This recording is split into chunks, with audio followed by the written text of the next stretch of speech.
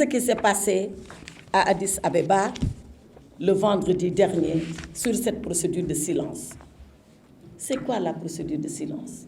La procédure de silence, c'est quand l'Union africaine décide que sur une question bien déterminée, compte tenu de l'urgence, parfois même de la non-urgence, de demander à chaque pays, sans qu'il y ait un débat public, de se prononcer sur la question. Pourquoi? Parce que très souvent, la question, elle est simple.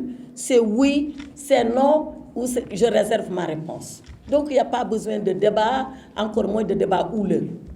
Et sur cette candidature du président Macky Sall, on a eu recours à la procédure de silence. Non pas sur la candidature, mais sur le soutien que les États africains peuvent apporter à cette candidature. C'était donc une résolution de soutien à la candidature du président Macky Sall. Et les pays qui le veulent disent oui, on soutient. Les pays qui ne le veulent pas sont libres de ne pas soutenir. On ne va pas les obliger. Les pays qui veulent s'abstenir, ils s'abstiennent. Et la procédure de silence, elle est ouverte et on laisse 24 heures aux États pour se prononcer. Nous sommes 55 États à composer l'Union africaine. Sur les 57, il n'y a que 13 qui ont objecté. Il y a 5 qui ont dit oui, nous, on demande qu'on proroge le délai pour qu'on puisse se prononcer. Peut-être que la diplomatie n'est pas encore totalement prête pour se prononcer. Ils se prononceront. Mais l'écrasante majorité, 37 sur 57, 55, c'est ce qu'on appelle une majorité qualifiée, non? 37 sur 55 ont dit oui, on soutient par cette résolution la candidature du président Macky Sall. Alors, 3 niveaux d'observation. Premier niveau d'observation, ce n'est pas la candidature. Il y a pas même certains qui disent oui, la candidature a été rejetée. La candidature, elle a été déposée depuis le 2 mars. Elle a été reçue par les Nations Unies. Regardez les documents. Vous verrez une certaine Madame Collins. Madame Collins, c'est la porte-parole du président de l'Assemblée générale des Nations Unies. Elle a fait une déclaration publique, télévisée, et elle a dit, nous avons reçu la candidature du président Macky Sall. Donc, depuis le 2 mars, cette candidature, elle est actée. Waaw, an ñi fi waxoon du nekk candidat. An ñi waxoon mënul du sax àgg foofu mënul nekk candidat. Candidat na, la candidature, elle est recevable. C'est fini. Foofu moom béy wéy na mbuus, comme on dit. Weesu nañ fa xanaa leneen. Deuxième chose que nous devons tirer de cette procédure de silence. Comme je l'ai dit, il y a une majorité confortable d'États africains qui ont soutenu cette candidature et qui vont la porter. Parce que comment les choses vont se passer? Là aussi, j'entends beaucoup de choses. Vous savez, pour revenir à l'Union africaine, je dois quand même dire quelque chose. Et excusez-moi de parler de ma petite personne. Ici, au Sénégal, il y a 2 ministres. 2. Le premier, c'est Djibo Leyti Ka, paix à son âme. Il a été président du Conseil des ministres de l'Union africaine quand Abdou Diouf était président en exercice. À l'époque même, c'était Organisation de l'Unité africaine, OUA. Le deuxième, c'est ma petite personne avec mon petit mousseau. Moi, quand Macky Sall a été président de l'Union africaine, pendant 1 an, j'ai été la présidente du Conseil des ministres de l'Union africaine. Ça s'appelle le Conseil exécutif. Et ce comité de candidature, pas certains disent oui, il devait passer par le comité de candidature. Waay, qu'il faut boy wax da ngay wax lo xam. Lo xamul dang ci manu. Man li may wax ni, c'est pas des choses que j'ai apprises sur le texte. Non, j'ai été là, j'ai dirigé les séances, je les ai présidées, on a appliqué les textes. Procédure de silence, comité de candidature, tout. D'ailleurs, le comité de candidature, quand on l'a réformé, c'était exactement sous ma présidence, en 2022. Donc, nous savons parce que la diplomatie, c'est sérieux. Je reviens à ce que je disais. Donc, l'Union africaine a ses règles et c'est comme ça que ça marche. 37 pays ont dit nous sommes d'accord. 5-6 pays ont dit on a besoin de temps et on le leur concède. D'autres pays ont dit on objecte. Et je donne l'exemple du Nigeria parce qu'on a beaucoup parlé du Nigeria. Le Nigeria a dit j'objecte parce que on doit respecter la procédure de rotation. Vous savez, dans le système des Nations Unies, comme à l'Union africaine d'ailleurs, les candidatures passent par ordre géographique. Par ordre géographique. Aujourd'hui, c'est Afrique de l'Ouest, demain, c'est Afrique du Nord, après-demain, c'est Afrique australe, encore Afrique de l'Est. Les Nations Unies, c'est exactement le même principe. Or, dans le système des Nations Unies, ce n'est pas un principe écrit, intangible.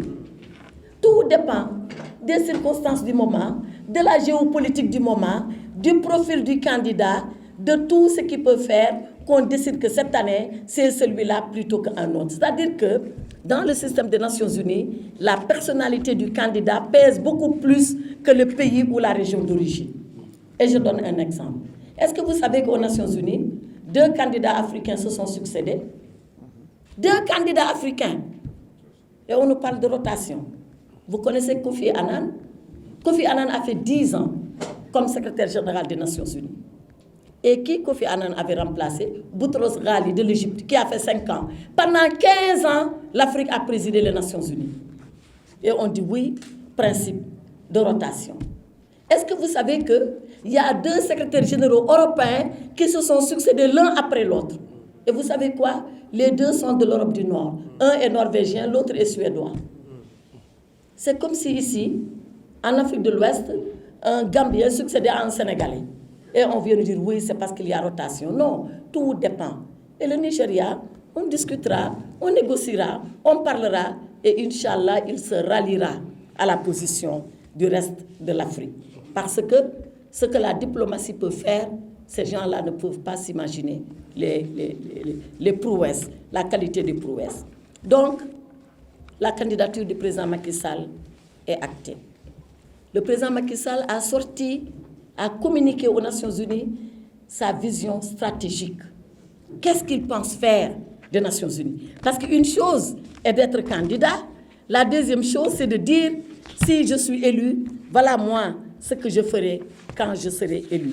Et le président Macky Sall a eu 3 points pour décliner sa vision. Et je vais vous le dire, pour que ces gens-là comprennent que c'est du sérieux, que la machine est en branle. Elle s'arrêtera, Inch'Allah, à la fin de l'année 2026, quand le secrétaire général sera nommé, parce qu'il n'est pas élu, il est nommé par l'Assemblée générale des Nations Unies sur proposition du Conseil de sécurité. Le Conseil de sécurité, c'est des membres permanents et des membres non permanents. Les membres permanents, c'est ce qu'on appelle les P5 dans le jargon des Nations Unies. Les P5, c'est les pays qui ont droit de veto. C'est la France, c'est la Grande-Bretagne, c'est les États-Unis, c'est la Chine et c'est la Russie. Voilà les 5 pays. C'est-à-dire qu'à ce niveau-là, quand il y a un des pays qui dit non, ce n'est pas la peine d'avancer. Donc aujourd'hui, l'enjeu pour le président Macky Sall ne se situe pas Union africaine. Union africaine, il a eu ce qu'il peut obtenir. Il obtiendra, Inch'Allah, le reste. L'enjeu maintenant, il est à ce niveau-là. Donc, c'est beaucoup de diplomatie encore qu'on va déployer pour convaincre les P5 plus les autres pays non permanents du Conseil de sécurité pour passer cette première étape. Ensuite, maintenant, on ira à l'Assemblée générale qui va ratifier si le Conseil de sécurité propose, qui va donc ratifier la nomination du président Macky Sall. Alors, sa vision. Premier point de sa vision, il dit qu'il veut forger une vision intégrée de la paix et de la sécurité. Rappelez-vous, c'est ça qui a été à l'origine de la création des Nations Unies. Les Nations Unies sont nées en octobre 1945, au lendemain de la Seconde Guerre mondiale, qui a été une guerre meurtrière, mais qui a été une guerre où on a connu l'Holocauste. Et les gens ont dit plus jamais ça. Plus jamais ça, le monde va s'entendre pour assurer la paix et la sécurité à toutes les nations de l'univers. Et Macky Sall rappelle cela pour ramener les Nations Unies au fondamental de ce qui a été à la base de sa création. Deuxième point de sa stratégie, il dit « Je vais rénover et je vais revitaliser le multilatéralisme ». Le multilatéralisme, c'est pour que toutes les nations du monde se concertent avant des prises de décision qui engagent l'avenir de l'humanité, telles que les guerres, telles que partout les situations de conflit dans le monde. Il dit enfin, le troisième point, je vais renforcer la gouvernance des Nations Unies en rationalisant ses dépenses, en simplifiant ses procédures et en évitant que les missions se chevauchent et se dupliquent. Donc, voilà un homme qui a une vision claire de ce qu'il entend faire s'il est nommé secrétaire général des Nations Unies. Alors, je pense que c'est une opportunité historique. Je ne dis même pas pour le Sénégal, parce que franchement, sur le plan diplomatique, ce que le Sénégal a fait se passe de commentaires. Et ça va nous rattraper pendant des années. Parce que pour la première fois dans notre histoire, on voit un fils du pays digne à occuper ce poste, qui est un poste de choix, le seul qui existe dans le monde comme celui-là. Et à ce niveau-là, et le pays craché dessus. C'est la première fois dans l'histoire. À la francophonie, pourtant, Abdoulaye Wade venait d'arriver. Quand Abdou Diouf a voulu être candidat, porté par d'autres pays, au début, il était sceptique. Il avait même refusé. Finalement, il a dit non, je ne peux pas faire ça.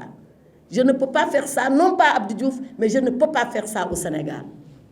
Voilà ce que Wade a fait. Il s'est rallié, il a supporté la candidature du président Diouf. Bref, on n'a pas eu ça, ce n'est pas grave. Le Burundi a porté la candidature du président Macky Sall. Le Burundi, qui est un pays qui préside aux destinées de l'Union africaine. J'ai encore entendu des colibés, oui, c'est le candidat du Burundi. Macky Sall est le candidat du Burundi parce que le Burundi est président de l'Union africaine.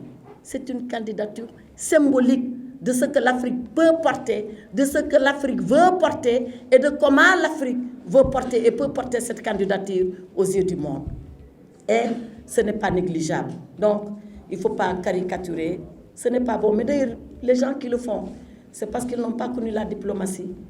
Voilà, s'ils savaient comment les pays se valent quand arrive le moment de voter aux Nations Unies, à l'Union africaine, personne ne s'aviserait à brocarder un pays parce que de ce point de vue, ils sont d'égale dignité, quel que puisse être leur niveau de développement. Donc, Macky Sall va porter cette vision pour les Nations Unies qu'il offre au monde. Il va engager tout ce qu'il faut en termes de diplomatie.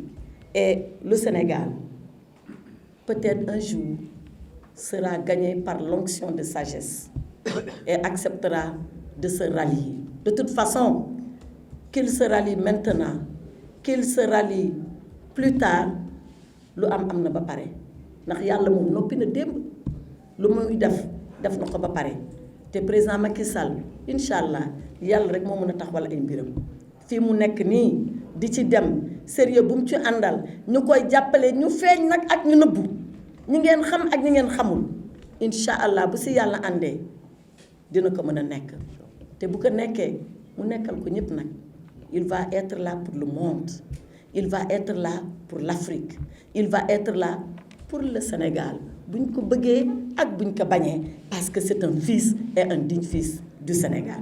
Donc voilà ce que j'avais à dire sur cette candidature du président Macky Sall. Et finalement, vous dire que sa candidature, elle est déjà actée.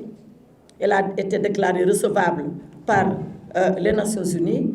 L'étape prochaine, ce n'est plus l'Afrique. On va continuer à parler à ces quelques pays-là. L'étape prochaine, c'est le Conseil de sécurité. Les candidats seront auditionnés, je pense, à la fin du mois d'avril. Voilà, le 20 avril. Il sera auditionné. Donc, il faut dire affaire de candidature. Le 20 avril, il sera auditionné. Il va décliner sa vision. Il va dire, et peut-être que toutes ces questions nationales-là que les gens veulent agiter, avec 80 morts, il y répondra. Parce que Amoul Dar, lui, c'est neub. Amoul Dar, on y a travaillé depuis qu'on était déjà dans le gouvernement. Il a les réponses à cela. Donc, il se soumettra à cet exercice. Et puis ensuite, Inch'Allah, on attendra le verdict du Conseil de sécurité, le verdict de l'Assemblée générale. Et si Allah subhanahu wa ta'ala suñu borom andé Sénégal dina mëna am domam bu nek secrétaire général des Nations Unies. En tout cas, Sénégalais yépp loolu lañuy ñaan dans leur écrasante majorité, seulement avec les messages qu'on reçoit on voit à quel point les gens sont engagés déterminés ñii ñoo ngi ñaan ñii ñoo ngi julli ñii ñoo ngi naan ñoo ngi wir ñii ñoo ngi naan saraxe leen lu ne ñu wax ñu ko ci candidature bi loolu rek pour man doy na ndam parce que am na ñu bëri yokkiti woon loolu kenn faalewu leen kenn waxu leen foo leen jëm Macky Sall nag waxul ak kenn waxtaanul ak kenn mais ñëpp a ngi ànd di ko ñaanal waaw yàlla nag bu bëggee ku mu neex bañ alhamdulilah voilà ce que j'avais à dire je vous remercie.